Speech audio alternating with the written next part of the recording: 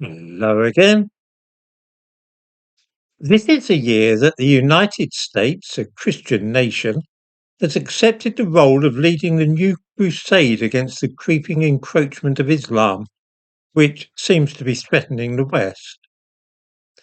For 40 years now, since the fall of the Shah of Iran, in fact, and the installation of Ayatollah Khomeini as ruler of Iran, Islam has been flexing its muscles and moving west, gradually infiltrating Europe and America.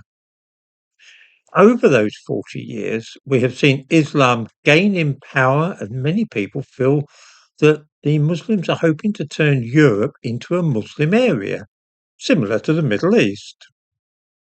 This was always the dream of Islam, and twice Muslim armies have been poised to take Europe, the last time in the 17th century when they were driven back from the gates of Vienna.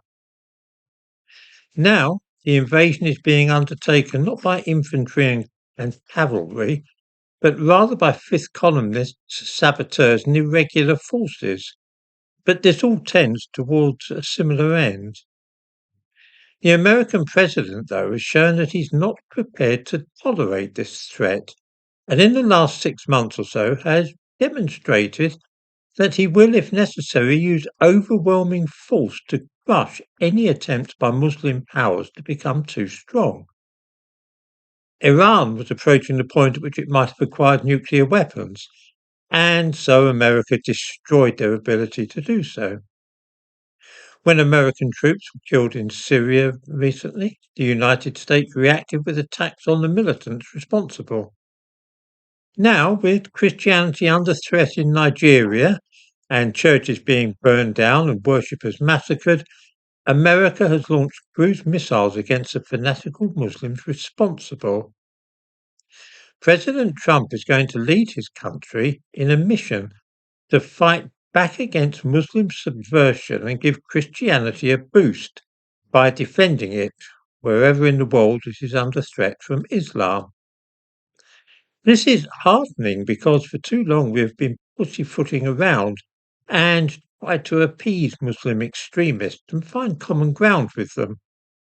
This kind of tactic is interpreted as weakness and simply encourages further outrages. Europe has been a target for Islam since the early years of Islam, when North Africa and the Middle East were conquered. Although it proved possible for Islam to spread east into what is now Afghanistan, Pakistan, India, and even further, the way west into Europe was always blocked because Europe was resolutely Christian.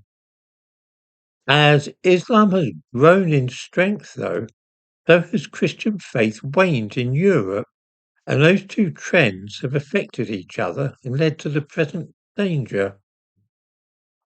Thank goodness that even though many Europeans, including people in this country, are weak and inclined to surrender to Islam rather than stand fast, America is ready at hand to offer support to those who do wish to make a stand. Older viewers will remember in the 1960s and 1970s when one never heard a word about Islam and it was confined to the same areas where it had been for centuries. It didn't affect us. Nobody in Britain cared about Islam. We never heard anything about it. These days, though, the influence of Islam reaches across Europe, and in this country it is difficult to avoid hearing about or being affected by it. With luck, with a strong American president, we might be able to restore the situation as it was in the 1970s, and we'll be able to forget all about Islam for another 100 years or so.